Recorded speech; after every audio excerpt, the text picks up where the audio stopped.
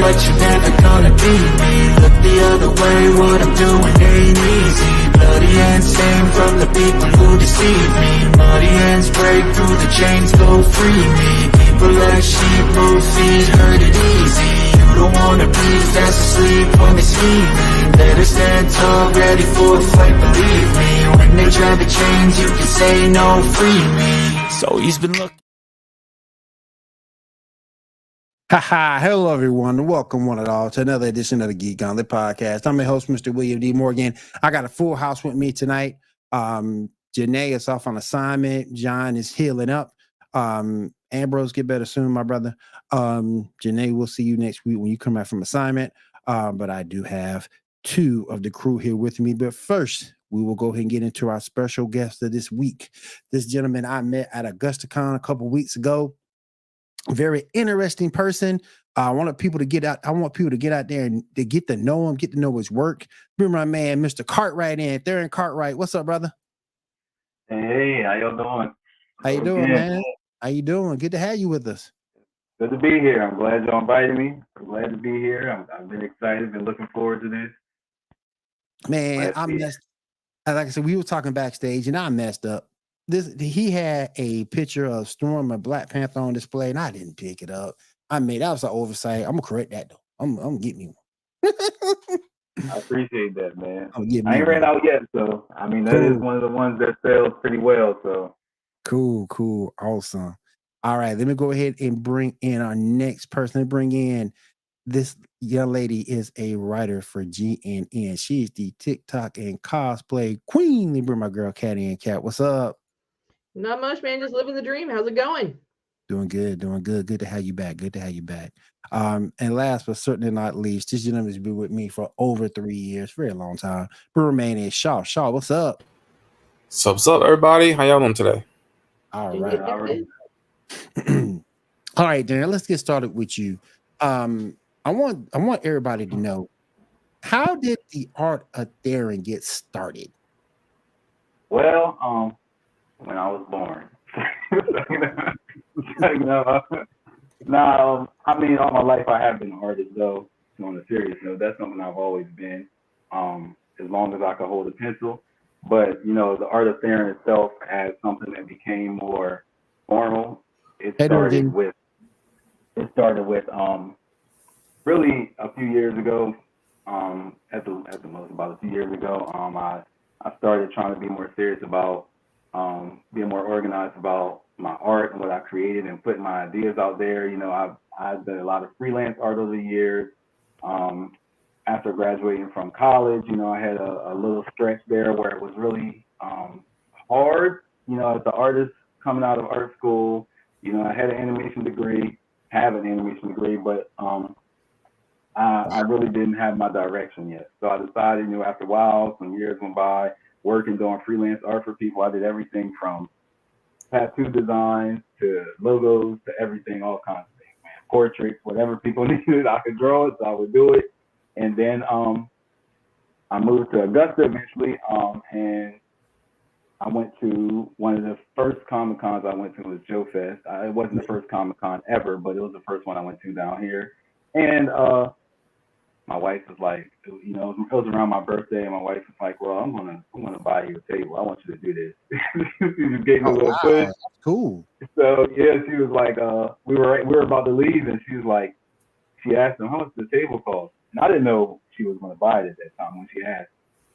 So okay, I'll do that. And she was like, I'm gonna buy this. It's time for you to just go ahead and do it. You've been talking about it, and I didn't expect to do it that soon, but I'm glad she did, because I've done Joe Fest, and that's when Art of Theron started. I've had a lot of support. It's been growing. It's been exciting. I put out my web comic on Webtoon the beginning of this year. I think January 1st I put it out. I took a little short hiatus because I wanted to get ready for these cons I'm doing, like AugustaCon where you saw me at. Mm-hmm. So I'm trying to create more art for my cons so people that come see me see something exclusive. So, but I'm gonna continue working on my webtoon and putting more out starting next month. But that's where I'm at. I'm doing cons. You'll see me at AugustaCon again this year. I'll be at Savannah Comic Con. I have a few events. Augusta Anime Fest next year. I'll be. I'm waiting. I can't wait to go to that. Columbia Con. I'll be at that one. And also, you can also check out my webtoon. It's called Them Bantu Boys. It's on Webtoon. It's free to read. Let me know what you think in the comments about it. Feel free to subscribe. I appreciate any input as long as it's constructive. I think I like criticism. I like constructive criticism. It helps me a lot. I like the feedback. I like to hear what people like and dislike. So, that's what's going on with me right now. I think anything else I'll tell you. Awesome. Real quick, let me respond. We have someone in our chat. How you doing, Gene? Good to have you with us. Appreciate you being here. Now we had a nice little conversation. And I wanted to ask you, Black heroes, do you think we're still being, I'm not gonna say underused or underutilized, but do you think we're still being disrespected in a regard? I think all three. I think it's kind of like underused, underutilized. Disrespect can be misinterpreted a lot of ways, but that's in some ways I interpret it that way. I know this is something that some people might not agree with, but like for example, like I really liked Killmonger. That was one of my favorite MCU characters. He was a character with depth. He had history. You understood his motivations. You understood why he did. He was evil, in a lot of ways. Mm-hmm. When they made sure you knew that when he shot his girlfriend, to kill the guy he wanted to kill. Yep. But there was no question about him being a villain. But I felt like his story, with all the depth that it had and all of the truth it had in his story, that he doesn't get the same level of they don't dig into his character as much as they do. For example, like Loki. Loki is another character who has a lot of depth and a lot of history, but they really, like dig into his character. They really excavate all of the things that make him work, why he is exactly who he is. Because Killmonger could have chosen several other paths. He could have just went back to Wakanda when he became an adult and been like, "Hey, I want to take him back," but he didn't do that. So there are other paths he could have taken that he didn't take, and they don't explain why. We just know he took this one path. So yes, I feel that's just one example. I feel like yes, there's a lot more that needs to be done. Of course, a lot more that needs to be shown. We need to be treated more like characters that have a lot of depth, and not like characters that can be there. Sometimes they feel like they're filler, and sometimes it feels like the powers are dampened, to make somebody else look stronger or more important or special. I have an issue with that. My biggest concern has always been characters like Icon, characters like Blue Marvel. They're strong as I don't know what. We've seen Icon go toe to toe with Superman in the comics. We've seen Blue Marvel go toe to toe with Sentry and knock out. So I don't understand why we hadn't had those guys. I mean, the best we got from Icon was a little run in Young Justice, and he hardly spoke. He hardly spoke. I was excited when I saw him on screen, and then it's like you see him, but he's there, but he's not really involved. He's not part of the. And I understand that they gotta, compress Superman, Batman, and the whole Young Justice Squad and the Young Justice story arc. In my opinion, so far, it's been a great story arc. Yeah. But but at the same time, he can throw in something in there. Throw him a bone. Let my man have some lines. Let him have some plot lines that follow his story a little bit. Anything. But hopefully, we get what we want to see, because Black Lightning is supposed to be the new leader in the next season. So hopefully, they'll shine some light on him and what he can do. Let me say real quick to Diamond. Diamond, what's up? Good to have you here. What's up, everyone? How you doing? Our resident video game streamer it's finally made it to the building. And congrats again on graduation, Diamond. Thank you. Congrats. Yeah, for real. Now I think I want you to be honest on this question. I want you to be honest, because you seem to you have comic book knowledge. Do you watch a lot of anime? Yeah.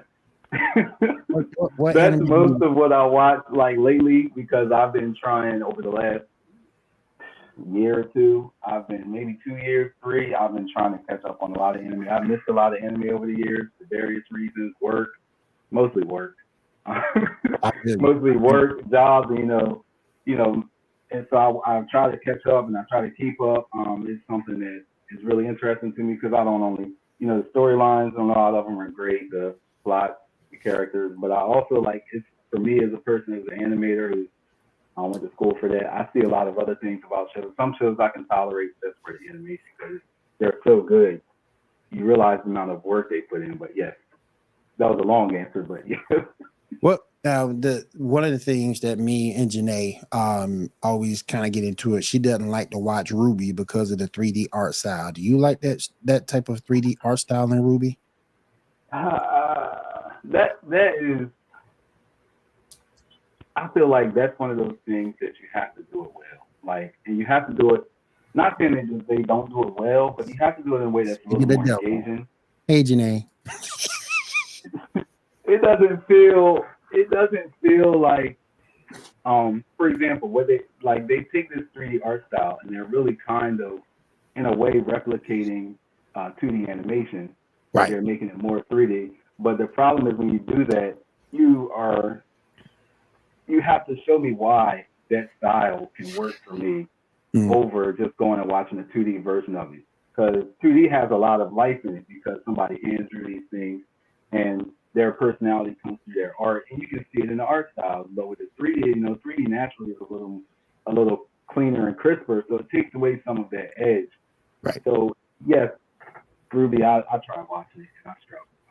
Well, I think too, it also depends on your anime style. What is your preference? Right. That's true. That's true. For me, I struggle with some of the the more chibi 3D style animations because I grew up with anime in the 80s. Yep. Right. Mm-hmm. Completely different. That anime that shouldn't be for kids, but lots of people were like, "It's animated. It's for kids." It's like, oh, you didn't watch that, did you? Okay, then.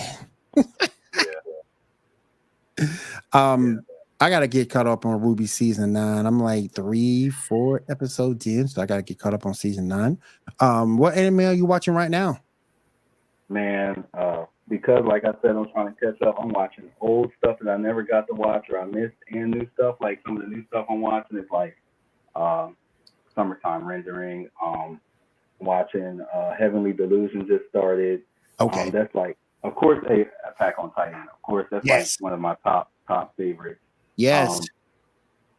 That one, watching it from the beginning when it first came out to now was like a journey for me. I really love it. Mob Psycho is one of the ones I really like. What else? Vinland Saga? Vinland Saga, yes. Okay. I'm not on season 2 yet though. I was watching it consistently, then I broke off. I had to stop for a while. But yeah, Vinland Saga is definitely one I really like. What else? Another old one I'm watching is Psychopath. I'm really liking that. Yeah, that was good too. Yeah. What else? Not necessarily anime, but technically not, I guess. But I really like Castlevania. That's the one that I really like. That was good. That was really good. They did a really good job on that. I didn't know the story was gonna. At first, I didn't think the story was gonna do what it did. I didn't think it was gonna do it like that. I thought it was gonna be, just here's another act. We're gonna throw some action at you, and then it's gonna be over. But no, they took it to the next level, and I appreciated it. But let me ask you this. And this is another question that a lot of anime fans kind of avoid when I ask it. Do we need fan service in anime? Me personally, I don't need it, but I tolerate it a lot. Right. Right. I know that I'm not the only person in the audience, so sometimes I'm like, okay, I can't expect somebody to make something just for me. I'm not the only guy here. Okay, somebody likes it somewhere, so I don't need the women to be dressed the way they dress. I don't need it. If their character is a good character, I don't really care. Right. I don't need that. I don't need somebody in high heels doing karate kicks. But I don't see the to me it's not practical. But I mean, that's just everywhere they do that. I still it's one of my pet peeves. I don't see somebody fighting crime in high heels. It works for the character design, like King in One Piece. Like I really like his character design. Like to me, he's like a cross between like Michael Jackson, Prince, and a Targaryen, so or Valyrian. But no, I don't need this answer. I don't need it, but I tolerate it. Because I think there's some stories out there, kind of like High School DxD, that really don't need it. I think the storyline in that anime is just fine. I think it can do just fine without fan service. So it can be done. But anime back then was kind of gruesome, kind of gory back in the day, and now it's more harem bait, like Shield Hero. The first season of Shield Hero was fantastic to me. Until that's the Squirrel Girl just started maturing really quick, and then the whole thing just went left. The whole thing left. I look at that like, making me uncomfortable. Like, this ain't right. Like, this is a child. What are you doing? Exactly. The whole thing just went left, and it's like from then season 2 started with her, and I just couldn't do it. Another anime that everybody here knows that I make fun of constantly, SAO. I call it Sexual Assault Online. And Sword Art Online. It's Sword Art Online. I call it Sexual Assault Online. And I get it, because we're looking at a Japanese anime in American lenses. I get it, and I understand that. But at the same point in time, you got the sister say being in love with the brother. I love you. What? I'm like, I don't get the logic of it. I mean, I guess, like I said, in the audience somewhere, somebody like it. Some of it they did the same thing in The Flash. Say that again? I mean, the show, like, Iris and Barry were raised as brother and sister, and now they're married, having children. Like, hold up, we forgot about that over the course of like 4 seasons. That's true. That's true. That's true. I forgot about that. I stopped watching The Flash, but I was watching it when that happened, and I forgot that they were raised as brother and sister. And I forgot about it. And now they got a baby. Mm-hmm. Bruh. And then it's like, we were just talking about it. It's got to be breaking some type of time travel rule at some point, because you got a kid holding the same person in her hand. Yeah, the adult holding the kid. They're the same person. That's got to break some type of time travel law or something. Time travel, the right good time travel, you got to be, I don't know, Rhodes Scholar or something, because you're going to get messed up after a while. That quantum physics is always tricky.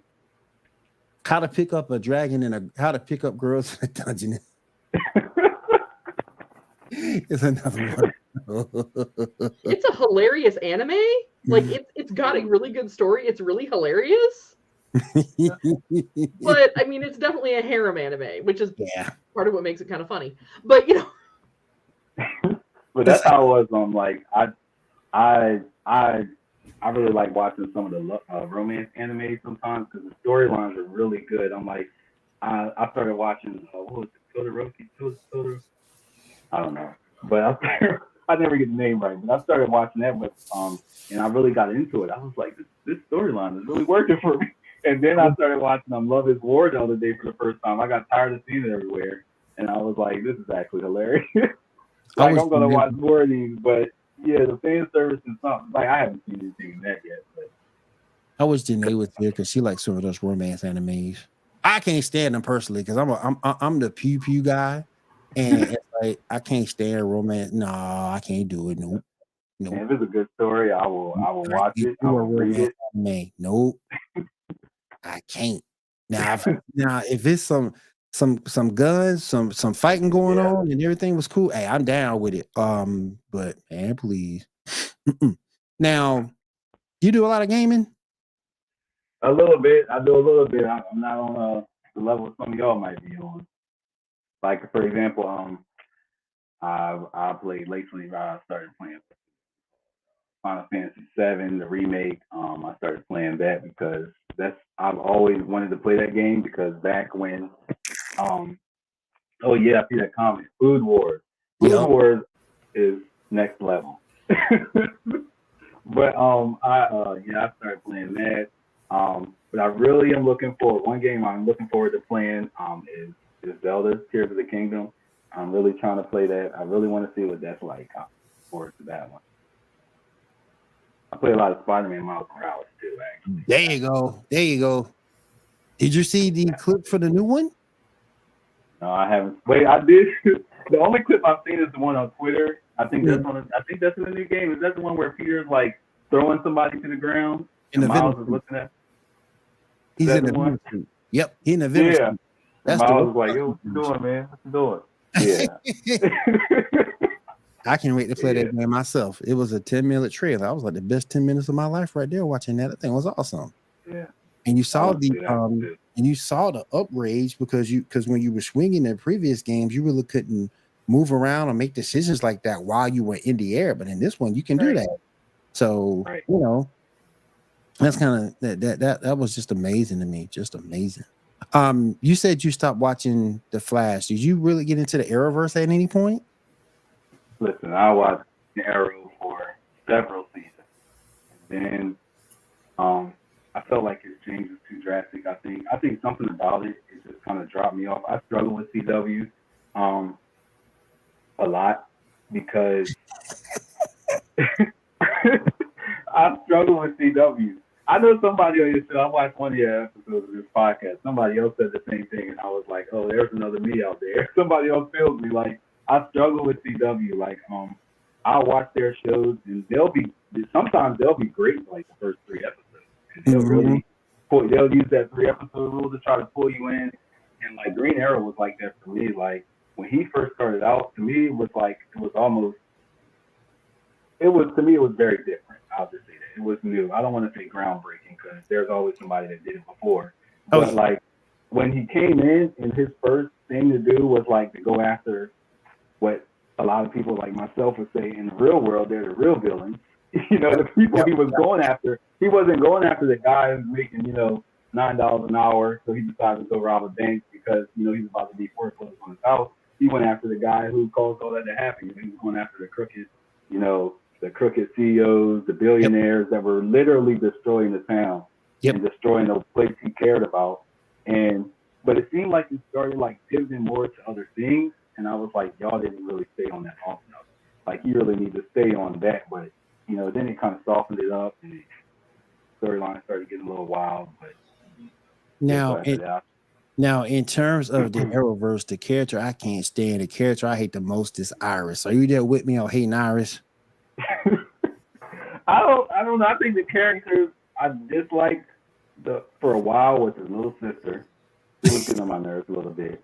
I can't say much about Iris, but I just couldn't get with the little sister. Like I understood, I understand that thing of like, you didn't tell me this, you kept secrets from me, but after a while it's kind of like, you kind of got it good, and it's not like it changed your life too drastically in some cases. Some of her anger was well placed, but that was the one that really got on my nerves. So you like Supergirl? I tried it. Tell me, man, I struggle with CW. I tried it, and trust and believe. I love a good story. Like I said, I don't care who's in it. If the story doesn't work for me, it's hard. And with Supergirl, it didn't grab me fast enough. I am looking forward to like the Supergirl from the Flash movie. I like that casting choice. Mm-hmm. They look like if they executed it like they executed the trailer. Like I really look forward to seeing what they do with that Supergirl. It's different. She's a little edgier. I like a little bit of edge, just a little bit. But Supergirl was alright at first, but that was a struggle for me too.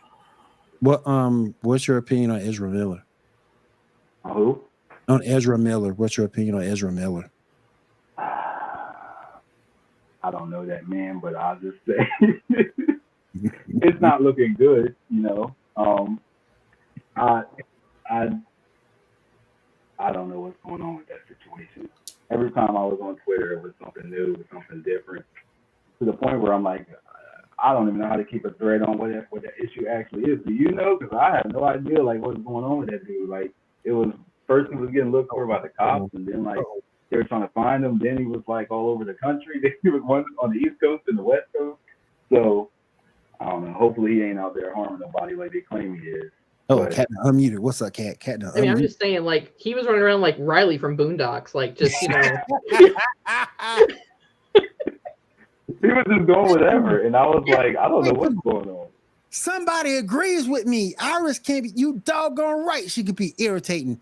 Barry, we are the Flash. Nah, girl. Look here. I'm the one that had throwing these punches, avoiding all these ray guns, all these rays. We are the Flash. Yeah, Iris said that to Barry. Yeah. We are the Flash. No, we ain't. It was like the catchphrase. Yeah, it was a catchphrase for a long time. We are the Flash. We are the Flash. No, we ain't. I'll be the most hated person on the CW. I'll gladly tell her, no, we ain't. I don't know what I have avoiding all these punches, all these ray guns, all these freeze beams, and everything like that. While you were here at the crib, just writing the paper. Come on now. Yeah, I don't think that works for most heroes. We are. I mean, it works for Superman. Yeah, he's okay with that. He's like, right. Oh, hold on, Lois, you're like a bullet magnet, but you know, you just, you know, you do you, girl. We are Superman. I'm standing in front of these bullets. Oh man. Like I said, it's a whole lot going down. We got the Spider-Man game coming out. I'm looking forward to it. You want to play that Zelda game? I'm hearing from everybody on YouTube. It's a good game. Diamond, what have you heard about the new Zelda game that came out? Diamond, you there? Yeah, sorry. I heard it was pretty good. I want to play it though, but I haven't played like Breath of the Wild yet. So yeah, I want to play it. I want to get that Zelda game a try too. I really do. I gotta finish Pokemon Scarlet first. I already finished Violet. Gotta beat Scarlet now. I'm about a third of the way through.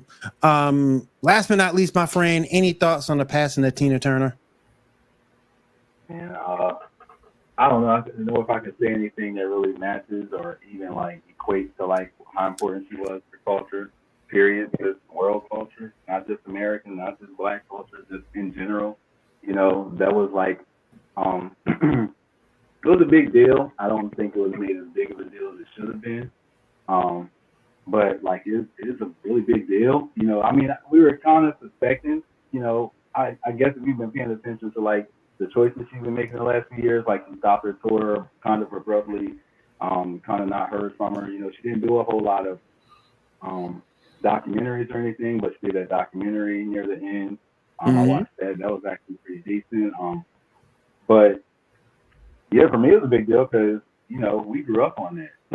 Watching What's Love Got to Do with It was the beginning, and then from there it went to like everything else. You know, all of the jokes, all of this, you know, all of this. It was such a cultural impact that like you can't even put words to say like how important it was that, you know, who she was and how she touched different people in different ways.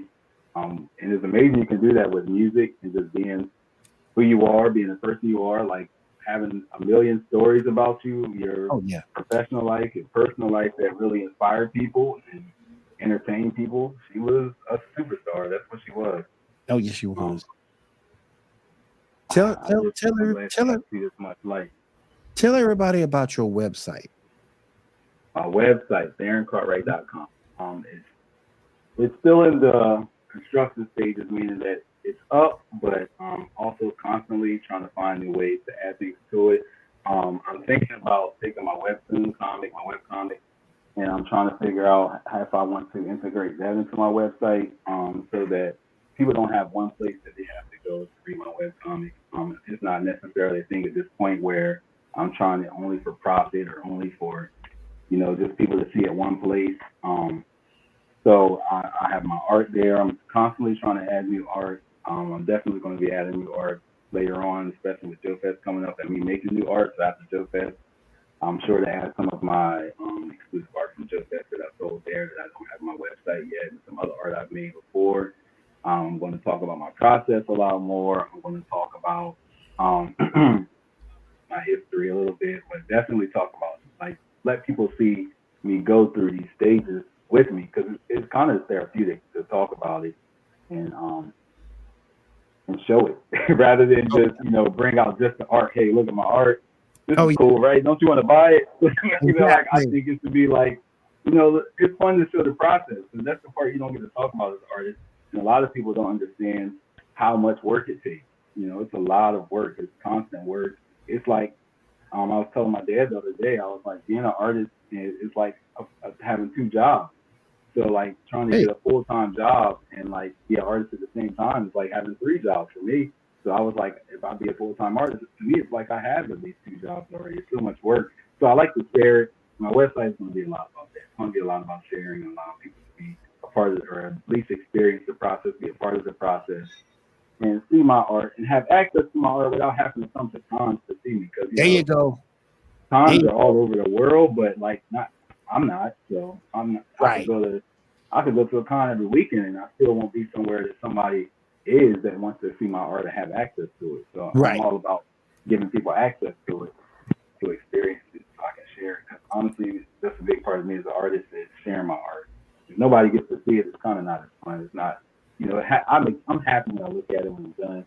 And it's like Prince said, every artist when they're finished, they've already succeeded. It's until other people look at it, it's not a success. But for me, I agree with that, but I still want other people to look at it because there you go.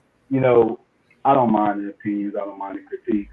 That can come, that's going to come, but that just shows me that you're looking and you're experiencing it, and I'm having an effect, and I get to see what it does for people, and I can improve through all of that. So yeah, that's what my website is all about. It's all about sharing. It's all about my process. I'm going to have my comics on there, my art. You want to buy it, you want to look at it, I want to be there. Real quick, Facebook user, I need you to register up top so I know who you are. I got an idea, but please register at the top. It's absolutely free. We can see who you are, and get your name out here on the show tonight. Where can people find your webtoons? Webtoon.com for now, or the Webtoon app. So far, I think there are 4 or 5 I've put out so far. It's been a blur. It's a lot of work. Webtoons is a lot of work. I was warned. I read reviews. I read artists talking about it, and I still wasn't prepared. You go to webtoon.com, or you just download the Webtoon app, and you will get them there. I'm going to, like I said, trying to integrate them into my website. Maybe put them on tablets. I don't know, but yeah, that's the best way to find it right now. Webtoon. That's the only way to find it, actually. But Janae it's free, so it's not going to cost you a penny. And as far as I know, they're not charging people to read mine. I'm still on Canvas. So you good. Janae says she loves webtoons. Well, there you go. You can see all of his webtoons for free. He's not charging. I like webtoons also. There you go. Where can people find you on social media? Art of Theron. If I'm on any social media site, just look up Art of Theron. Look up Instagram, Art of Theron. Facebook, I have a Facebook page, Art of Theron. YouTube, I'm going to be start putting on YouTube videos soon under Art of Theron. Send me a channel. Also, send me a channel also. Yeah, I'm going to start doing that also. Because I haven't really been animating like I like to. I really love it, but it's a time-consuming thing. And while I'm trying to write these comics and trying to make art and trying to do cons, that really cuts into my time. So I'm like, YouTube is an opportunity to not only showcase my process, but also, put some of my animations on there. Some of the longer parts of the process, longer animations. Because Instagram and stuff, they kind of focus on like shorter videos. If I want to make something longer than 15 seconds, I want to have somewhere where people are willing to watch something at home. Gotcha, man. Here's Theron Cartwright. You can catch him, Art of Theron, on Instagram, artoftheron.com on the internet. I thank you for being here tonight with this man. TheronCartwright.com. Sorry for interrupting. Oh, you good? Okay, cool. Yeah. Make sure we get that out there for sure. We appreciate you coming through tonight, my friend. No problem. Glad to be here. Man, we're about to get into the Weekend Geek. You want to hang out or you got to roll out? For sure, man. I can hang out a little while. I want to hear what y'all talking about. Okay. All right. Well, we're going to go ahead and get started with all the news and reviews. Give me 1 second and we'll get this thing started.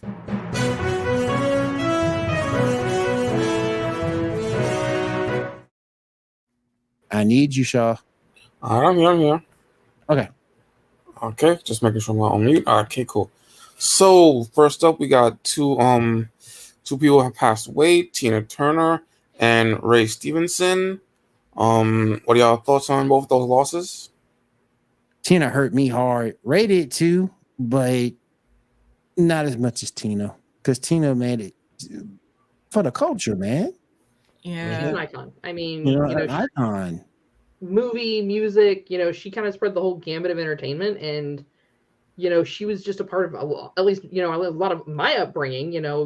Everyone, I don't know a single woman that doesn't idolize her in Mad Max. Yep. Like, yep. That is our apocalypse goals. Like, we're going to run a band of crazy cannibals. It's fine. Like, Ray Stevens, that kind of hit me too, but not as much as Tina, man. Mm-hmm. Right. He's always a solid villain, man. Always. Yeah. Right. In writer news, Mei-Na Wen is going to be getting a star on the Walk of Fame on May 30th. Really? Your thoughts? Yeah. Cool. Okay. About damn time. Yeah. Mm-hmm. She's been doing movies for what, 25, 35 years? Yeah. Oh, I mean, probably, at least probably more. Yeah, probably. I mean, That's what's up. she's ageless. Like, I think she's a vampire. Because she doesn't ever age. Yeah, she's like over 50 right now. Always look young. Yep. Yeah. All right. The new season of Loki will be starting on October 6th, and the new season of Echo, the series of Echo, will be starting on the 29th, with all episodes dropping. What are y'all thoughts on that? I'm excited for Loki season 2 because Me I want to too. see what happens. Yeah, me too. I'm kind of happy that this got done all before the writer's strike really hit us hard. Yeah. I want to know if Kang the Conqueror, if they're still going to keep the same actor. Is he still going to be in the Loki season 2? Marvel's standing by him. Yeah, they wait until the trial hits. Yeah, Marvel's standing by him for now. So we'll see. Sometime next month, we'll see what happens. Mm-hmm. Yeah, apparently, originally Kang wasn't going to be the main villain for Phase 6 and 5 and whatever, but after his performance in Loki, they decided to change that and make him it. So maybe there's stuff they can revert to or something. Maybe that was an amazing performance by him in that series too. It was. Mm-hmm. All right. I like how he did in the Ant-Man also. He did a good job in Ant-Man also. I really like that one. Yeah. Also, apparently, Echo Star has basically surprised fans with apparently she's pregnant. Apparently, so. Wow. I hope they paid you well for season 1 because, there's a writer's strike. You may not get a season 2. I get a season 2. Let's see. And there's a rumor going. And did you guys hear that rumor that SAG might be striking soon too? Really? Nice. Yeah. So if that happens, no actors, no writers. Well, so it's my understanding. So unlike the Screenwriters Guild, where if you're going to be a screenwriter, unless you are basically producing all on your own, like Trey Parker and Matt Smith, you have to be part of the guild if you're a writer, a screenwriter of any kind. I don't think the same requirement is there for the actors. Right. Okay. So, I mean, on the bright side, though, this might be that moment if the Screen Actors Guild does decide to strike, where you start to see new, fresh talent. Right. Because let's face it, there are a lot of really talented actors out there, whether you're talking Broadway, whether you're talking just folks that are undiscovered, that get passed over because no one knows them yet. Well, the Screen Actors Guild has to rely on them because that's who they got. And who knows who we might find? True. Very true. All right, we got some Captain America New World Order news. Picture number 2 and then 3, please. I got you.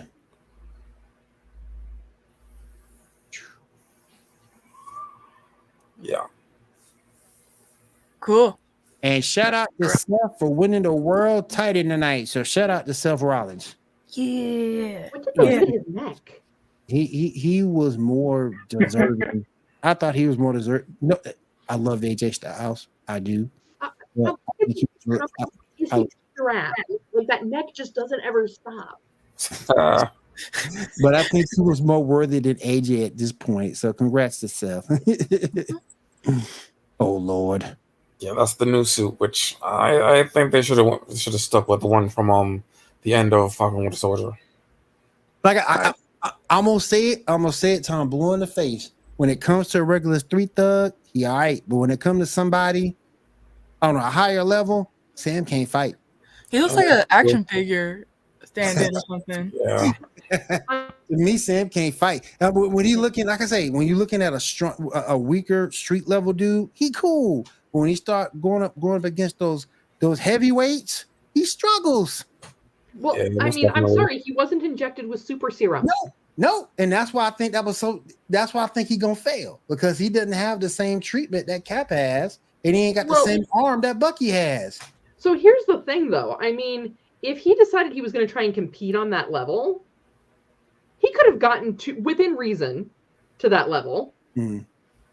You know, it is fantasy, it's fiction. We can all suspend some disbelief. They could have just written him to be a badass. True. But Marvel's going to let him fail. Yeah. We'll see. They messed him all up. They didn't give no enhanced suit. He only had the wings. He didn't get no super soldier serum, nothing like that. So we'll see. Yeah, They could have wrote him like Bruce Wayne or something. Just give him the willpower, at least, but like it's showing in that way either. Yep. But he doesn't have dead parents. That's why he can't be a DC hero. He had his parents are still alive. Martha, never mind. Go ahead, Sean. Yeah, all right. Next up, we got some high evolutionary news. Picture number 4.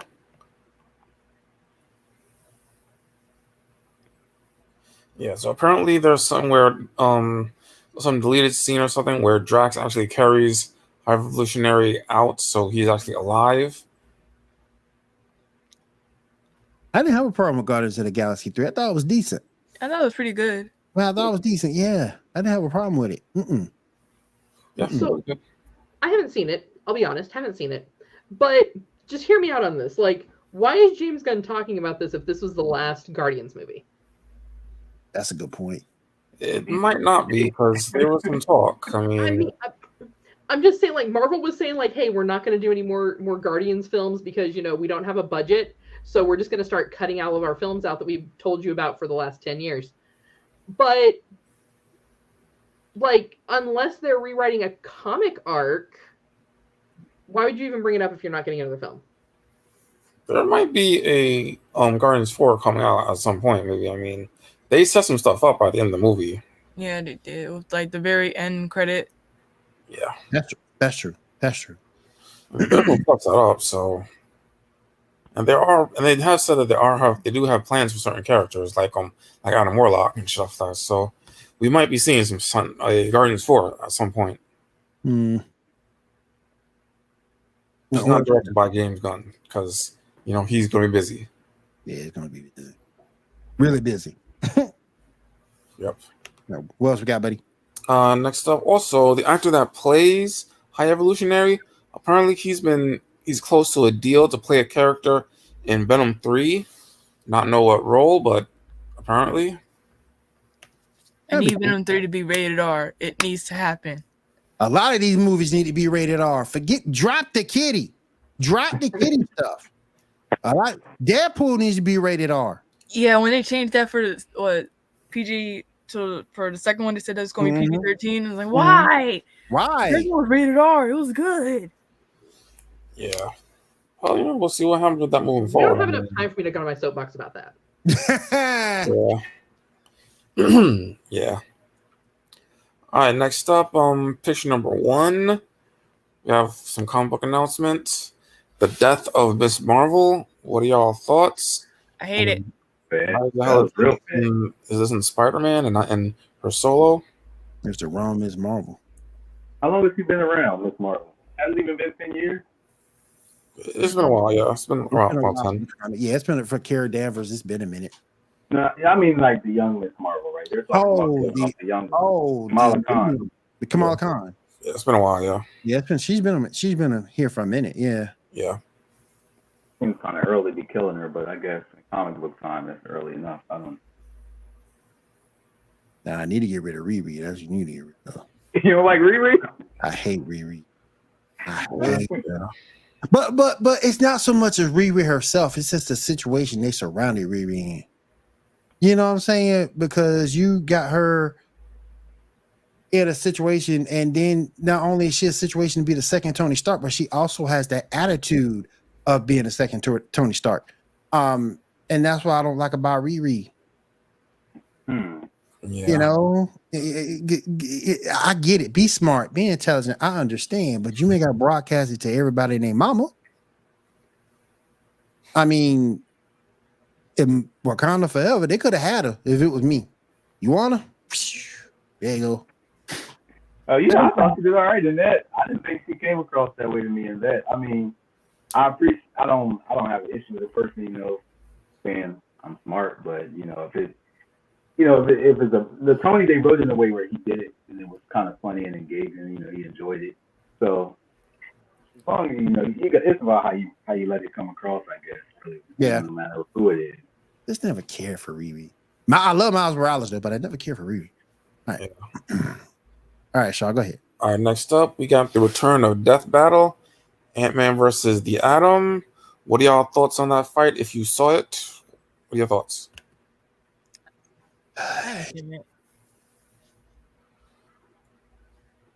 Ant-Man ended up winning, and I sort of kind of get it.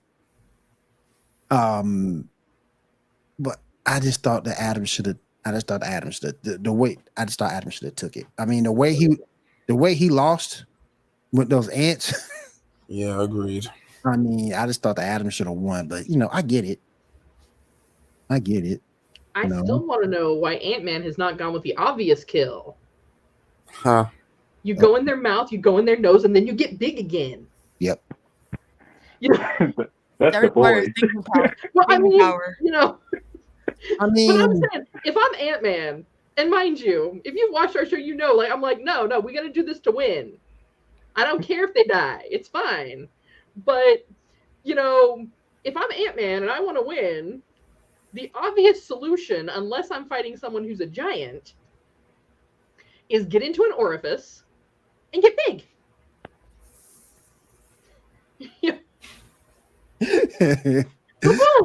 G wants to know. G wants to know. Do you have a website for your art? Yes, you can go to TheronCartwright.com. Mouthful with TheronCartwright.com, or you can go to my Instagram and Art of Theron. Those are the two quickest ways to see a lot of my art. Or if you want to see my webtoon, so that's them Bantu Boys on webtoon canvas. There you go. Yeah. All right, Sean. Go ahead, my friend. All right. So, and next time on Death Battle is going to be Dark Souls versus Skyrim. I do want Chosen Undead versus Dragonborn. I have no idea about any of those. So, what are your thoughts about that? I'm excited for that one. I'm excited for that one. Yeah, I'm excited for that one. Death Battle get a lot of stuff wrong, but I mean, Dark Souls should win it, but. I mean, Dark Souls should, but I'm still pissed off by a lot of the stuff that they done got wrong over the years. I mean, my goodness. I mean, Iron Man versus Batman got that wrong. Captain Marvel versus Android, I think it was 18, got that wrong. Just so many they get wrong. They do get a few right, like Yang versus Tifa from Final Fantasy. Goku versus Superman, they got that right. Superman won, but you know, they get a lot of them wrong. And don't nobody call them out on it. Huh? Superman won? Yeah, Superman won twice. Against Goku? Yep, twice. Yep. I need a rematch on that. The sensu bean. He's like, here, I need you at full strength because I'm an idiot. He did that in the first one. Here, take a sensu bean. I want to beat you at full strength. You idiot. But here's my question, though. If they get it wrong so much, like, why do you just keep hate watching it to feed your nerd rage? Nobody calls him out on it, though. Mm-hmm. No one calls him out on it. Like Ben 10 versus Green Lantern and Green Lantern won. Nobody called him out on that. I mean, don't get me wrong, we've called them out, but I mean, views are views. Hate That's watching true. or not. That's true. That's true. That's true. I just thought Ben 10 should have won. That's my only thing. Ben 10 should have won. You know. Yeah. I mean, you know, they get some right, but they get a lot wrong too. So.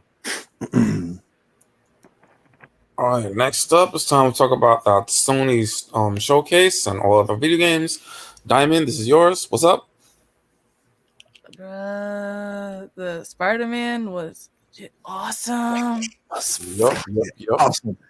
But I'm still thinking about like Bully Maguire in that perfect scene of when like him decides to like at that very end where he's like talking to Miles and he's like, no, he has bigger teeth and so do I. I'm like, he's like Bully Maguire. He started like swinging, holding no punches.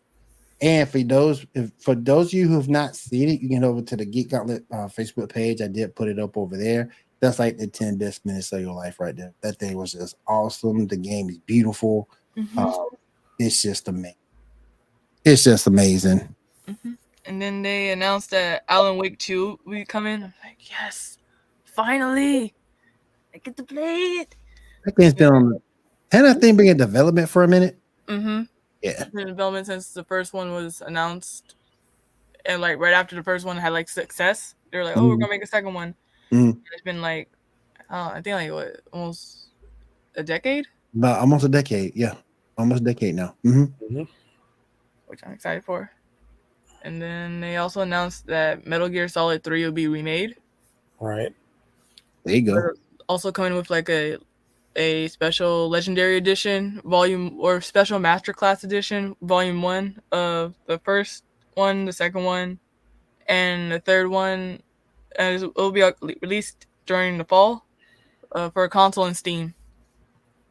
No, somebody explain to me what the hell they do with Mortal Kombat. So you mean to tell me the 12th is going to revert back to the first? It's a reboot because the last one was like time travel and stuff. So yeah, it's time travel, so it's a reboot. Yeah, right. Mm-hmm. Are we sure they didn't just run out of ideas? Isn't this like the second time they rebooted the entire franchise, or the third? Yeah, I believe so. Yeah. Yeah, second or third. Mm-hmm. Yeah. Aren't they putting Jean-Claude Van Damme in the new one? I read that somewhere. Is that true? I don't think so. They're like rumoring that it was going to be like Homelander and Omni-Man. Oh yeah, I saw that too. Yeah, I saw that. I doubt it, but yeah, that's what they're kind of saying. Maybe they fit though. Well, but at that point, it's not really Mortal Kombat. I mean, it's still Mortal Kombat, but at that point, it's really more like Injustice Disney than Mortal Kombat. Yeah. True. But that one, yeah. All right, Charlie. Oh, you still got some more news, Diamond? Go ahead. I'm sorry. No, go ahead. More. Go ahead. Yeah, go ahead. Where'd it go? Also that like Take-Two CEO says the AI created hit games are a fantasy, and genius is the domain of human beings, and he believes that it will stay that way. I'm just thinking that it's going to be like WALL-E in a way, where we're just going to become fat and lazy, and AI is going to take over. But yeah. That brings up the Skynet question. Mm-hmm. In a sense, because AI is going to be doing everything for you. I mean, particularly maybe the easier jobs like manufacturing, McDonald's maybe. Ain't there McDonald's that's ran without? I thought I saw that on Facebook. McDonald's is being ran just by computers. Here's the situation with that though, is if you think about that, these are still machines that break down. Right.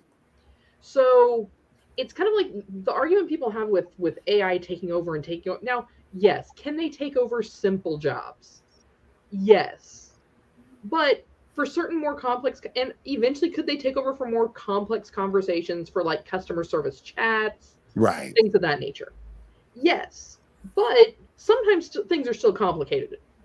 And for those computers and even for those machines, if you're talking manufacturing, someone still needs to service those machines. That's true. That's true. And even that was actually one of the bigger problems that the auto industry actually has run into, is as they became more automated, they needed people with these like 18-month degrees to be able to basically just run the computer, make sure it's running right, stand there. If something goes wrong, you stop the machine, you fix it. General Motors was offering to pay people like, hey, we'll pay you to go take this certification for 18 months. 18-month certification, you're paid while you're there. We're paying for the education. And that's going to double your salary. People didn't want to do it. Man, I would have because of a mistrust of machines, of like, well, all you're doing is teaching me to let this computer take my job over. Man, I would have taken I'm sure my coworkers, every time I bring up AI, I watch them twitch. And I'm like, no, AI and what I do could actually be quite beneficial within reason. Right. And let us do the more complex work. You know, don't make me try and sort out, like, what is this person's name? Or, you know, hey, they didn't get the right address, or they didn't get the right car. Like, people can make the same mistakes that the AI can. You know, so, you know, I mean, I get it. I get the fear. And I mean, someday we're all going to have to bow down to our robot overlords. It's just the way it is. Like, we've all seen Terminator. We know how this pans out. You know, it's going to be like, I Am Robot or I, Robot in like 20 years from now. I just feel that if you're not using AI now, because I use some AI elements, not a whole lot, but some AI elements with clips, writing scripts, things like that. I just feel if you don't use it and get behind it, you're sort of kind of going to be left behind. Yeah. So go ahead and learn what you can now and stuff that you're comfortable in losing so you won't get left behind. Well, it's just like when people, because like digital marketing is a huge thing right now. Because we're in a digital world, right? You know, if you are not using social media in some capacity for your business, there's a good chance you are missing out on customers even in your local area. Yep. And so like even like these marketing companies, they've learned they have to pivot into that digital marketing world or they literally won't survive. And the best part is, though, making that pivot is actually more efficient in a lot of cases. Yeah. But, you know, people have their own resistances, their own dislikes, their own, you know, biases per se. Yeah. I mean, even though I'm really tempted to like charge up some of my old cell phones and start selling them to Gen Zers. Like, I'm like, y'all like this flip phone technology? Like, man, I have original vintage from like 2000. What is BlackBerry? Oh, yeah, my BlackBerry's actually right over on my other desk because I haven't taken the SIM card out to download the photos.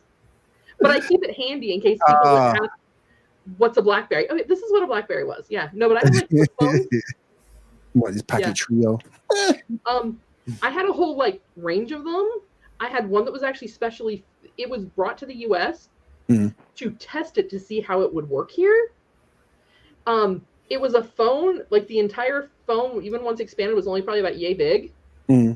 It was very big though in Europe, because if you were going out to the club, you were going out somewhere, you could take your SIM card from your full size phone, put it into the tiny phone. You have your tiny phone that's now going to fit into your handbag or your pocket or whatnot.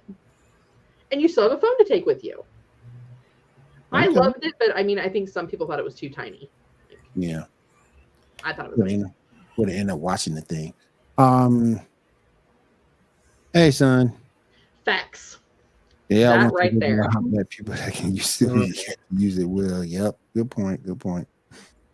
I'm all for, I mean, I don't know about AI in other fields. And I know in art, I have yet to see AI that I classify as art.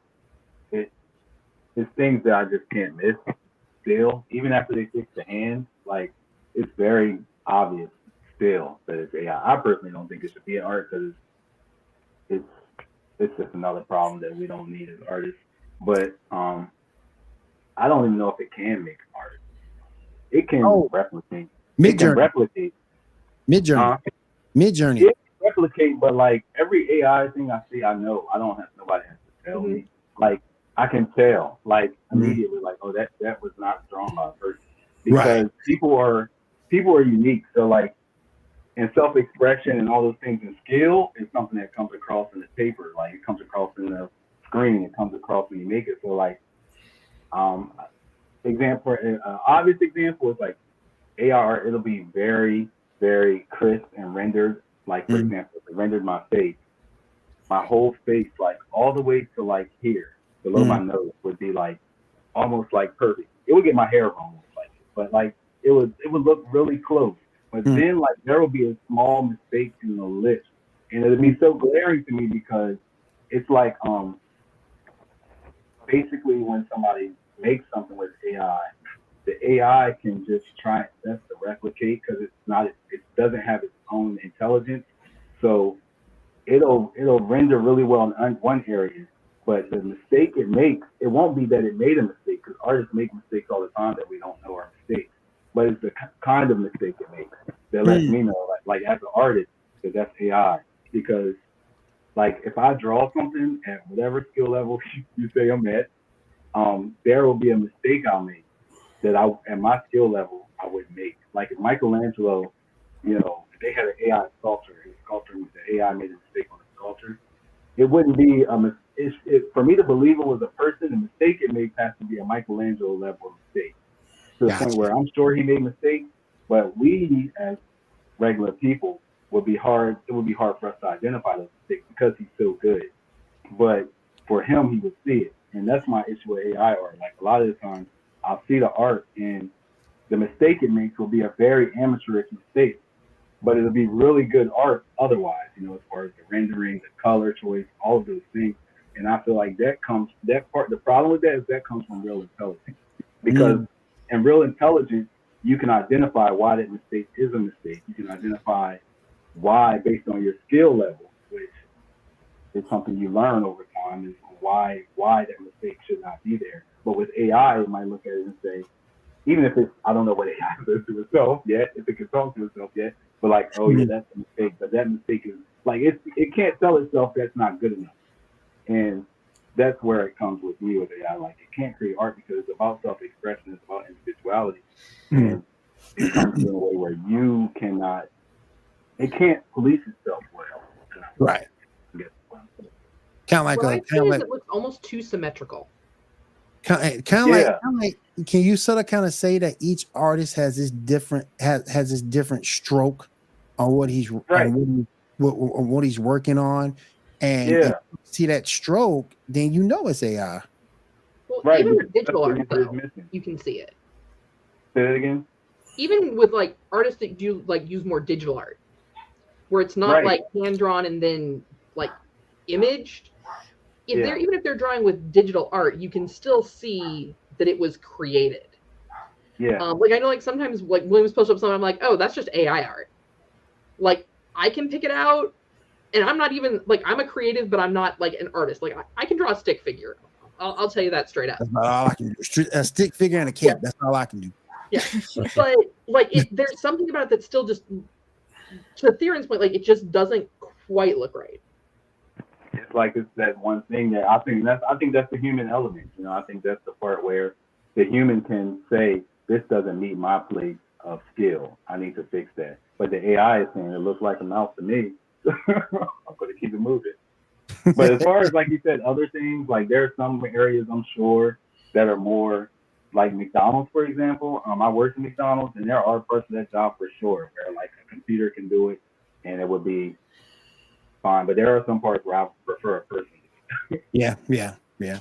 But there's a better chance that the computer is going to get your order right the first time. So you don't use the second window to like give back all the things you didn't order.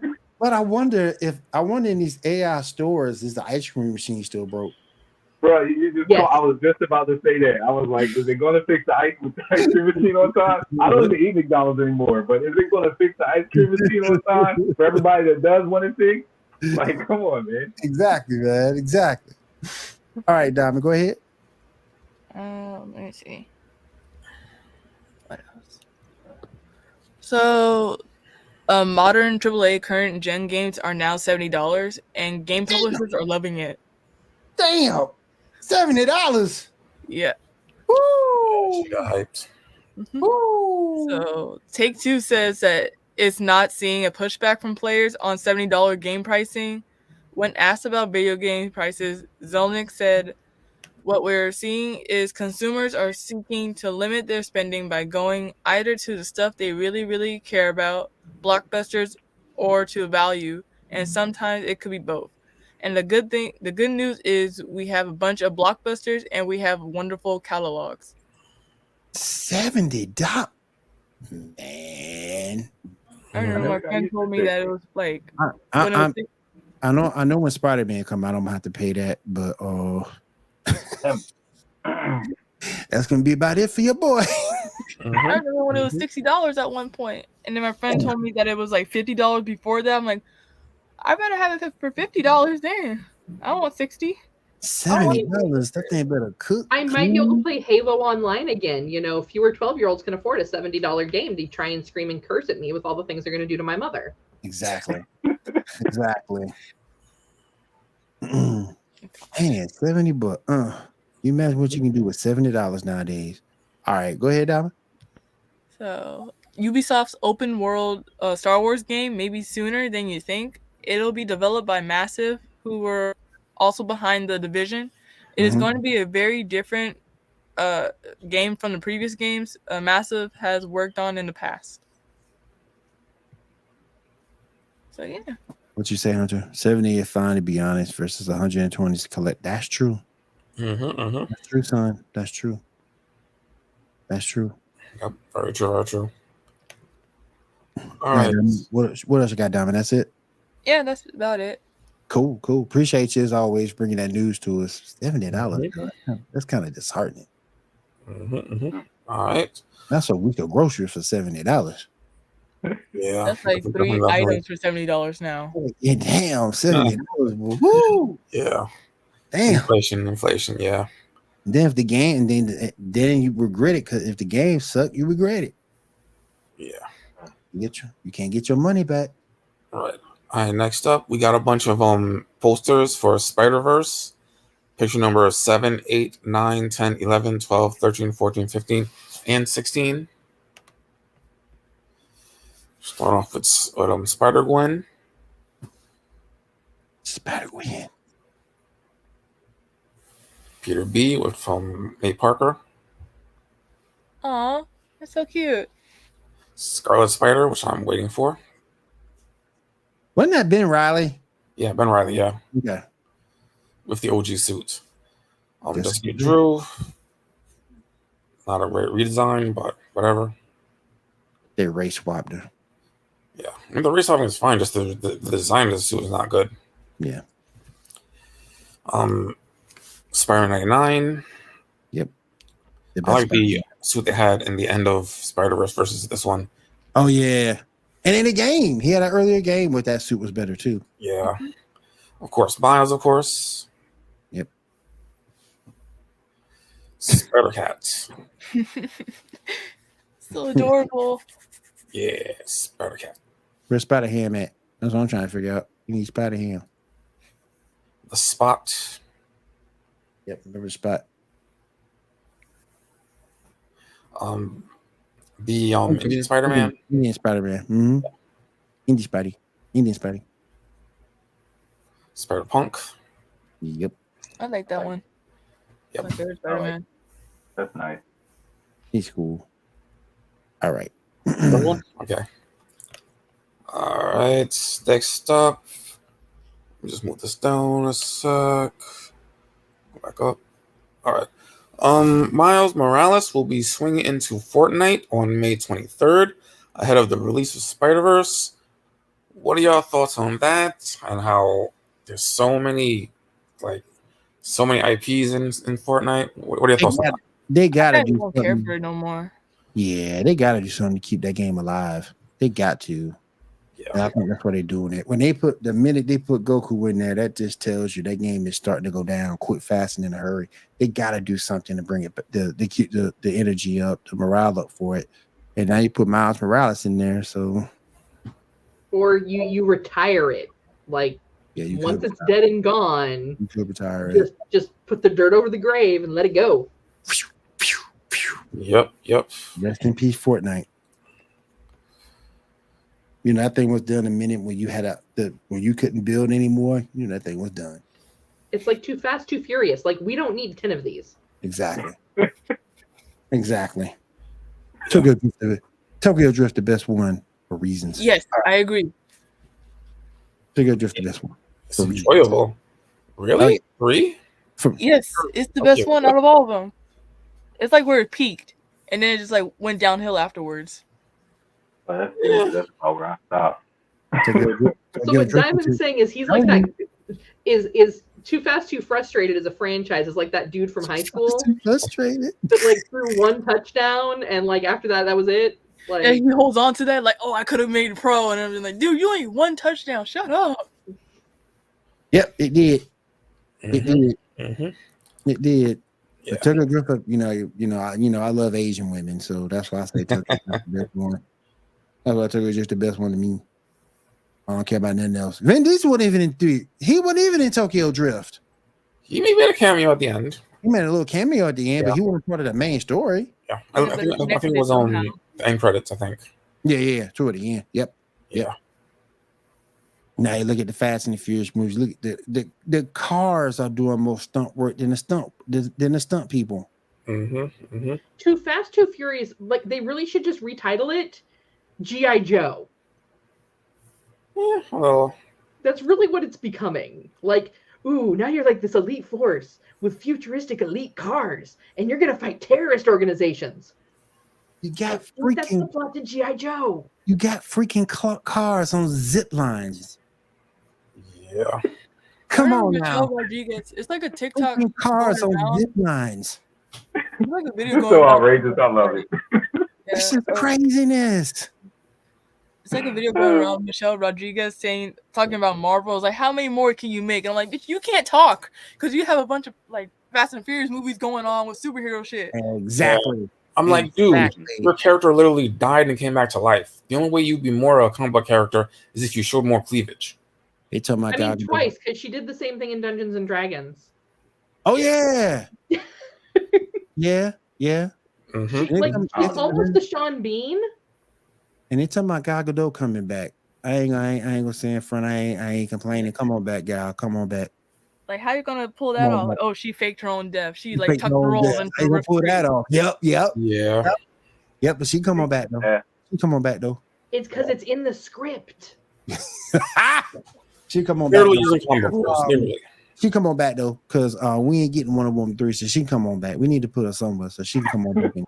We ain't getting Wonder Woman 3, so she need to come on. That's Patty Jenkins' fault. I'm sorry, that's Patty Jenkins' fault that we're not getting Wonder Woman 3, and it kind of pisses me off because it's like there's no other woman that I can think of right now that can play that character better than Gal. I can't think of nobody. Who's better to play Wonder Woman than Gal Gadot? Who's better? What's you gonna do? I'm sure somebody. I'm sure somebody out there. Maybe. It's going to be one of these unknowns that we're going to find out after the Screen Actors Guild goes on strike. That's true. It could be. I think they need to make her more like they do in all the animated versions of Wonder Woman, where she's like suplexing people, DDTing people. Yeah, that'd be fun. That would be Even fun. if they have to cast a wrestler, I don't care. Just bring that Wonder Woman. I love that. Right. I still said the best Wonder Woman was the Wonder Woman in Justice League. Yeah, I mean, actually, the animated movie in I think it was 2008, voiced by Kerry Russell. I remember that. You the one with Ares, or you talking about Ares? Yeah. She was good too. She was good too. Yeah, first animated. Yeah, that one's really right. That was the first movie. Yep, she's good too. Yep. Yeah. I don't know. I think the failure with like a lot of these movies, even Fast and the Furious, is like I was talking about the other night with like MCU movies, because everybody knows there's an overarching storyline. I think it's kind of killing them the momentum to not let the good guys lose. I think that needs to happen more often because it would bring the story, it would ground the story a lot. Like in Ant-Man, I really think that was like, that truly was fantasy because there was no way they should beat Kang, in my personal opinion. Like he was centuries ahead of them. And I know the ants were supposed to kind of like offset that, but like because they apparently lived 1,000 years in a day. But I think the bad guys need to win in the Marvel MCU movies sometimes, just like how Game of Thrones kept you on your toes because you didn't know who was going to die. I think they need to do that. I'm not saying kill the good guys every time, but like let the bad guys win. And then instead of bring the story forward somewhere else, you don't have to kill Ant-Man if Kang beat him. And that I honestly thought Kang was going to win. Me and too. I felt like it would have helped the story. Not because I don't like Ant-Man. I like Ant-Man's character. I just felt like Kang winning would have made it more real for everybody. Like, they're not going to find a solution every time. This is going to be a thing they're going to have to figure it out. And I think that really would help. MCU, DC, all those. Let the bad guys win sometimes so that the good guys really have a real challenge. I'm pointing to Kat because Kat is along the same lines as you on that. She's on the same lines as you, that she wants the bad guys to win. Thanos was right. You know. I don't care if they're right. I honestly don't even care about that. I think just let them win sometimes. Like that Thanos winning though, Infinity Saga, that changed the whole game for everybody. Like that really changed it for people because it was like my favorite hero can die. Honestly, I'm like it might have been better to kill a few of their 6 Avengers. Kill a few of them too when he killed everybody else. Because we need that. Like you don't need a story where every single time, you know, the good guy is winning somehow, some magical way. No, sometimes you're going to lose, and you're going to have to figure out how to come back and beat them after you lost. Yep. That was actually a big problem that, as someone who's played D&D for like 20 plus years, when Critical Role had their first character death. Now, mind you, these are people who have not only played D&D for probably 15, 20 years as well, but they were also playing with a very well-balanced party. So you had healers, you had tanks, you had range DPS, etc.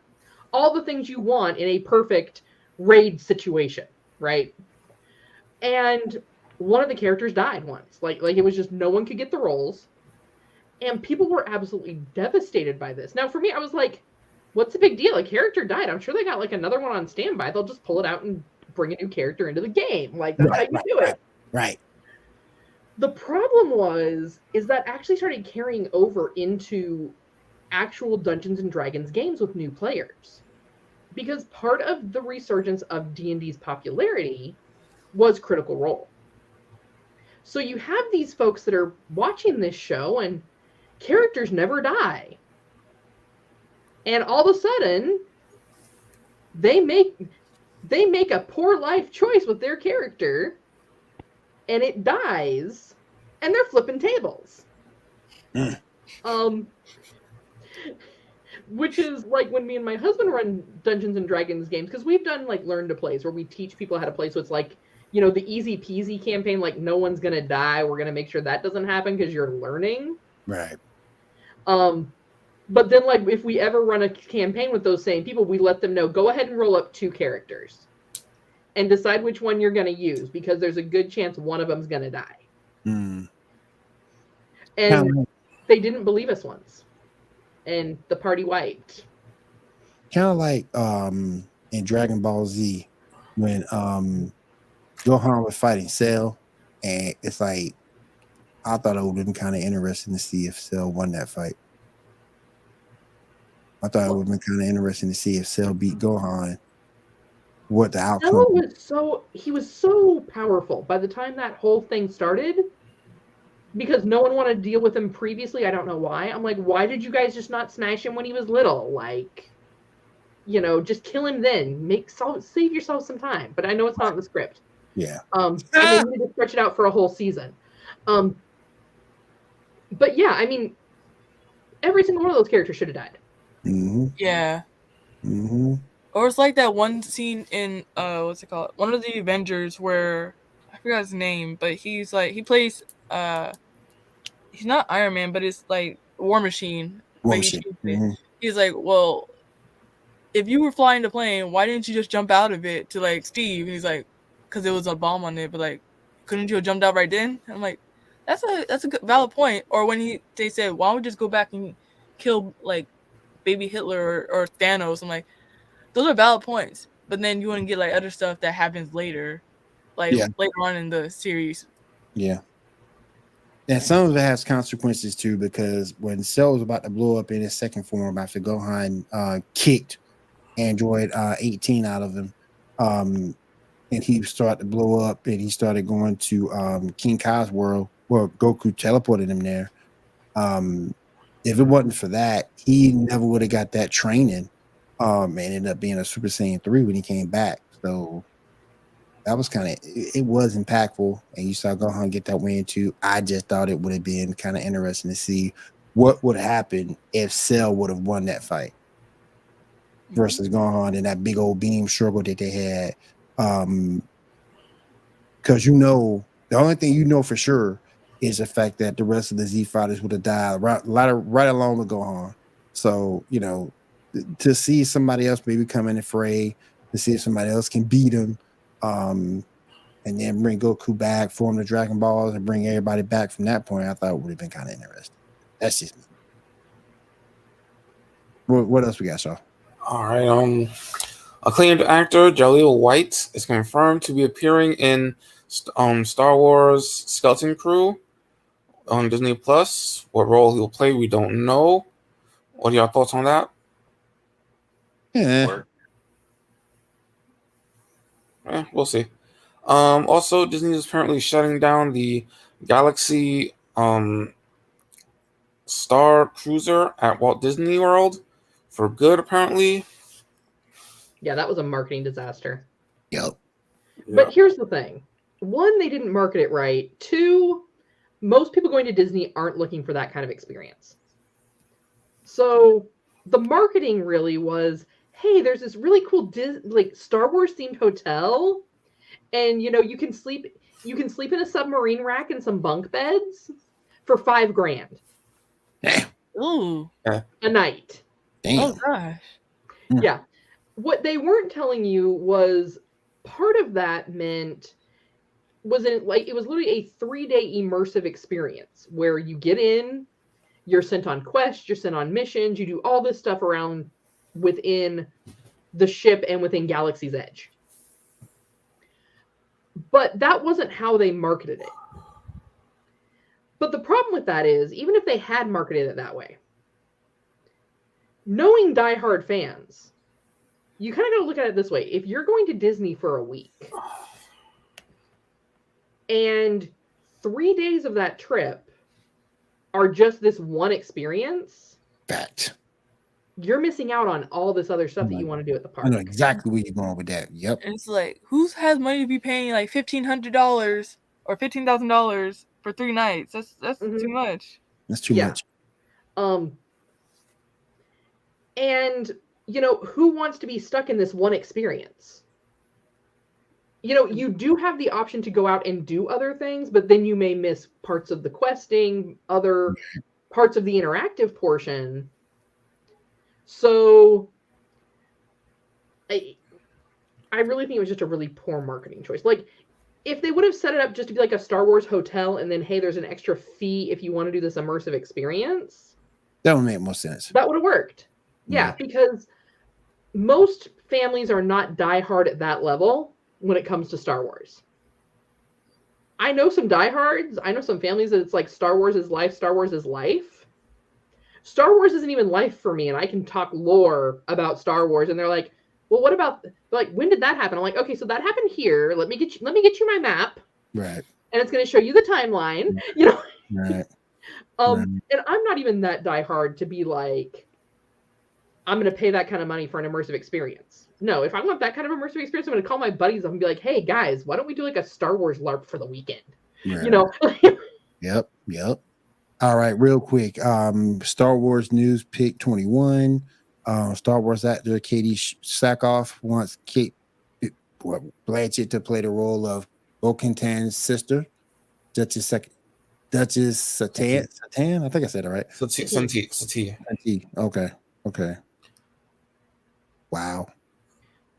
I can see that. That would be a good casting choice. I mean, the character's dead, so I mean, That's like, for a while. Yeah. Disney's also getting rid of content. Oh my gosh, really? Yeah. Really, Shaw? Yeah. So you mean to tell me These aren't the full list, but they're still going through stuff. But yeah, like they've already got rid of Marvel's Runaways, which people are a little upset about. So yeah, Somebody feel better about that? yeah. It was alright. It wasn't the greatest. It was something to watch. Going through the big list of the things they're getting rid of. I mean, well, let's face it, Willow. Willow got horrible reviews. Yeah. But really, out of all of those, there were probably less than 3 of them that I could honestly say I sat down and watched. Yeah, there goes some more right there to getting rid of. Yeah. I think the best part of Willow was like the last 3 episodes. If I had to say any part of it was better than the other part. Oh shucks, Stargirl's going away? Oh no, don't get rid of Stargirl. Is it bad that I didn't watch any of these shows? No, I didn't watch them either. Don't be doing that. Don't be doing that to Stargirl. Don't be doing that to Brett Beckinsale. I think that's Brett Beckinsale. Yeah. Do that to her. I'm still waiting for Disney to add like all their old TV shows on the Disney Plus. Like put on the weekend so you can watch it. Yeah, they're still missing stuff. Yeah. They're still missing a bunch of stuff.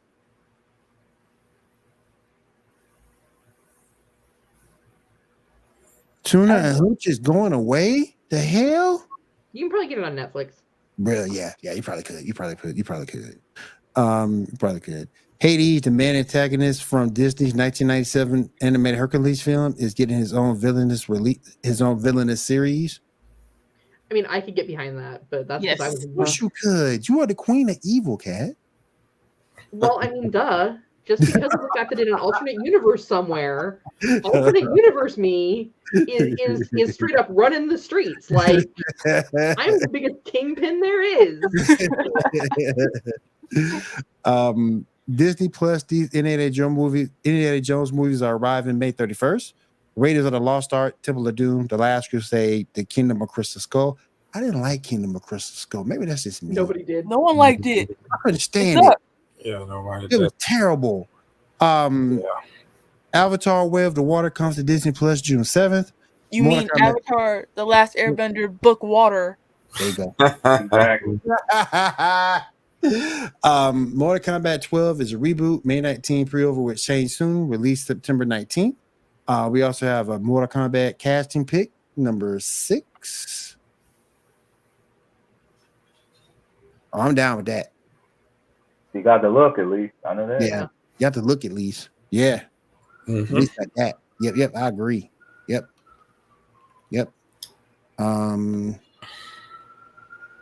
You know what? I was about to bring that up. I'm glad you brought that up, Janae.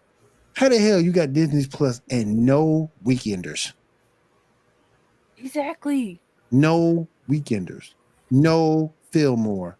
Come on, y'all. Because Capcheck was more worried about trying to figure out how to fraudulently hide the money he was spending and where he was actually spending it than doing the smart thing and saying, hey, look, we have libraries of decades worth of content that we already own. Exactly. That people love. Let's go ahead and put that on our streaming servers. But nah. Let's put out like these trash series like every 3 months and spend a couple $1 million a piece for everyone to tell us it's trash. Fillmore, damn it. That's what I'm talking about. The Weekend is a Fillmore. You damn right. Fillmore. Still waiting on like Buzz Lightyear Mission of Star Command. Like hell yeah. Yeah. Hell yeah, we're waiting on the good shit. And they won't give it to us. Definitely. Well, because they're too busy with, Wakanda, the Space Edition. Oh, God, that Space Edition. The bad guys even got the same name. All right. In both All right, real quick. Anybody want to talk about the Flash? It could have been better.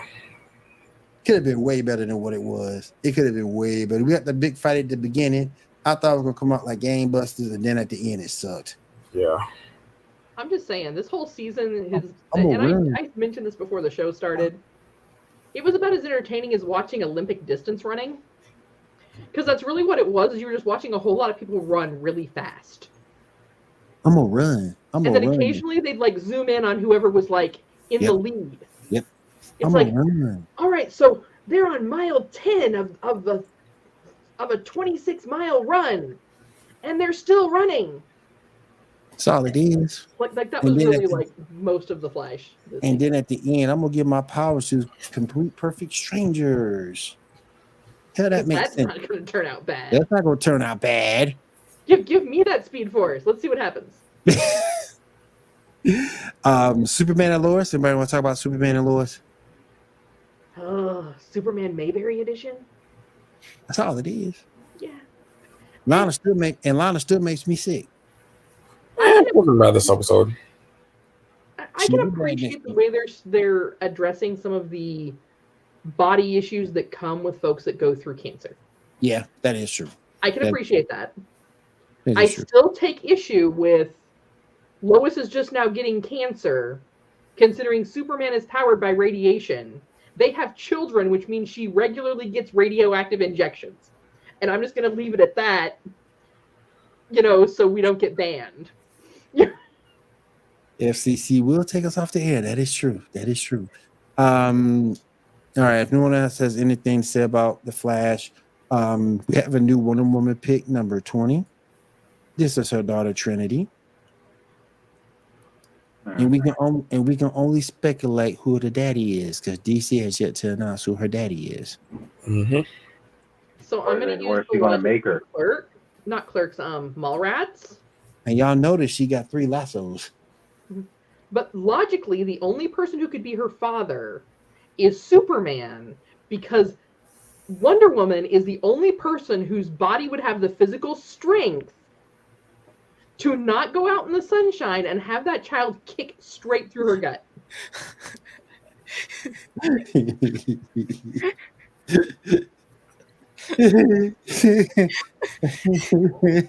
Now, Bruce Wayne could be the daddy too. I mean, at least she's gonna get child support. Damn, child support. Come on, man. That's the bane of every guy's existence. BT News pick number 19, Peacemaker and Guardians of the Galaxy Volume 3. Whoa, he did? Etrigan the Demon? he's interested in yeah. That'd be kind of cool. That would be I cool. can see it. That'd be kind of cool. Max's official new profile icon roster includes all of the DCU Justice League members except for Ray Fisher Cyborg. Don't get me started on Ray Fisher Cyborg. Don't do that. Hellboy. Yeah, Hellboy. You said 29, right? Pick 29. I think so. Unless I was off by 8. Yeah, because that was pick 29 in my Try order. 28. Nope, that's Snow White. Okay. Ain't no big deal. We good. But you know my thing. Y'all know my thing on Ray Fisher. You should have spoke up after you got your movie and after you got your money. You don't go ruin the bag. Get your money. Get your money first. And then if you want to go protect somebody else, then go protect somebody else. But get yours first. Get yours for you. Can't bad, man. What I don't know, as dysfunctional as WB is, I don't know. You ever had a job where you just like forget it? I don't even care if I don't get paid. Yep, they don't mail me my last check. Yep, it might have been like that for him. Like, this is just terrible because WB, it wasn't just with him. It was just their whole thing was dysfunctional. Like they couldn't make a decent movie to save their life. Yeah, they were just the management was trash. Maybe it was like that for him. He was like, I've been biting my tongue this long. I got 1 check. I'm good. I invested well, so I'm good. I'm doing all right. Go. I got to roll. I got my money. I got to roll. Man. Oh, hell. Here we go. I read this earlier. Netflix standard plan will let you add 1 non-household member for $7.99 a month, and its premium plan will let you add 2 at the same rate per additional household.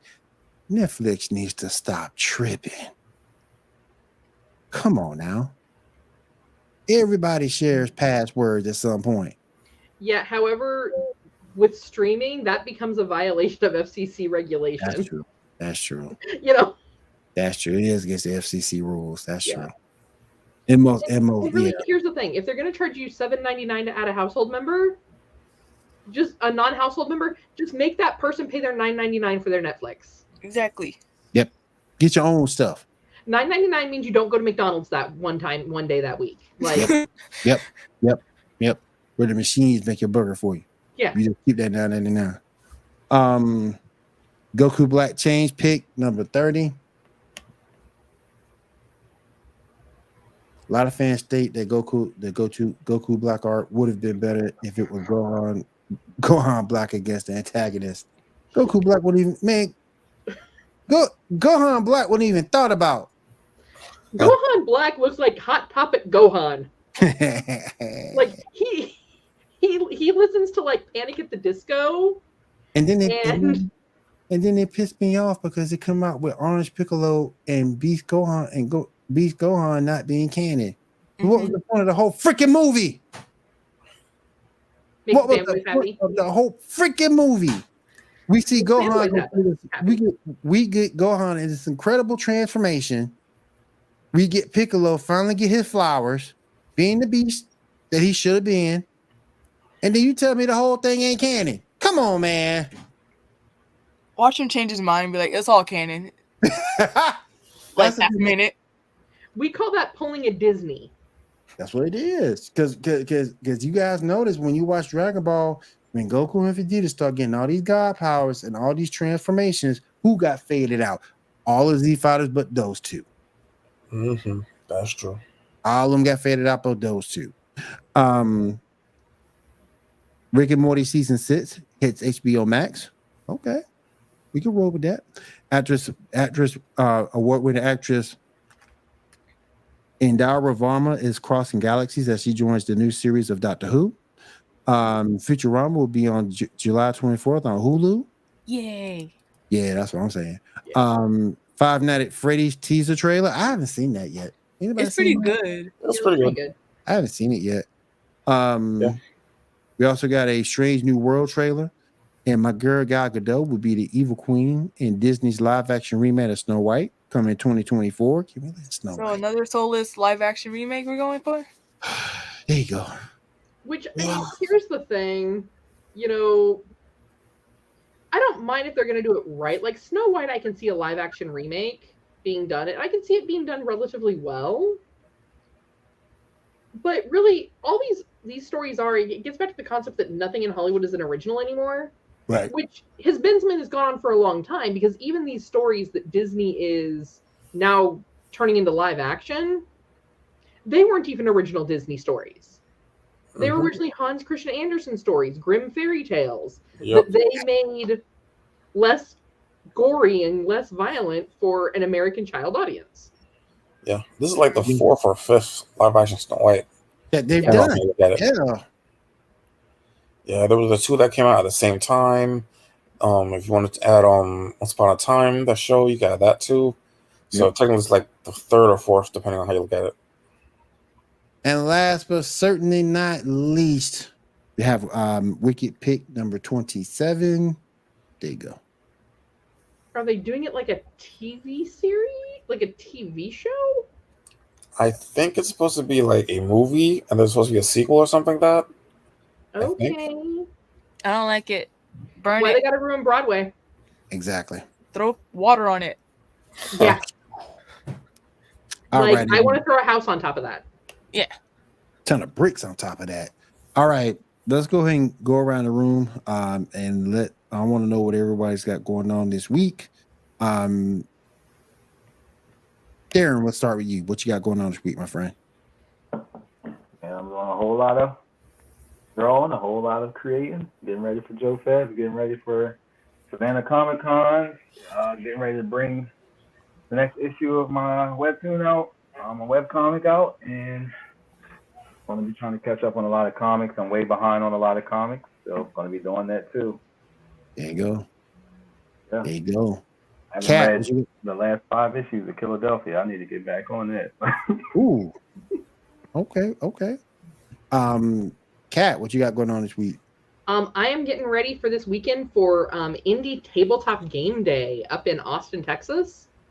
So I'm going to be cruising up there. You're also going to see some information. We've also been invited to go to another charity event that is up in Austin as well the same day, where they are raising funds. if you look on our channel, there's the video where I talked with the folks and did a game demo of Frankenfur. Yep. They're actually part of a charity event to raise money for a feline rescue up in the Austin area. So Cool. Diamond, what you got going on this week? Right now I'm gonna be like playing a bunch of games like Skyrim, Yakuza Like a Dragon. I'm gonna be uploading more videos of Mass Effect, and then upload more videos of the Street Fighter demo. Cool. I forgot that was out. It was out on Steam, wasn't it? For the Street Fighter demo, or Mm-hmm. Street Fighter demo. It was on Steam. It was on Steam, wasn't it? No, it was on the console right now. It's on console too. Okay. Because I know it was on Steam. You can play as two characters. Mm-hmm. Yeah. Or you can play as like one character right now, from what I saw. Mm-hmm. Okay. Shaw, what you got planned for this week, my friend? I'm going to be playing my Guardians of the Galaxy game because I have not gone to it, and it's been like over a year, so I'm gonna finally get to it. I think I played like the first like 10 minutes of it, so I'm gonna actually play the damn game. That's it. Me, I'm gonna jump back on Pokemon Scarlet, and also play some more Yu-Gi-Oh! Duel Links. Yogo, I should say. His event is now out. I think it ends tomorrow night, so I'm gonna try to get a little bit more of his rewards before he goes away for a while. But I did manage to play enough of it to unlock him as a character, so I can't complain. Let me see what we got here. Maleficent was the best one. Oh, the beta ended? The beta for Street Fighter ended? Wow, I didn't know that. Okay. Damn. I didn't know it ended. All right. All right, everybody. Again, Mr. Cartwright, thank you so much for being with us, my friend. We do appreciate you. If you ever want to come back on, let me know. If you got anything you want to get out there to the masses, let me know. You're more than welcome on at any time, okay? No problem, man. I enjoyed it, y'all. I had a lot of fun. Thank you, man. Thank you for coming through. We appreciate it. And until next week, same bat time, same bat channel, we are out of here, guys. Have a great week. We'll see you then. Later. Bye. Peace.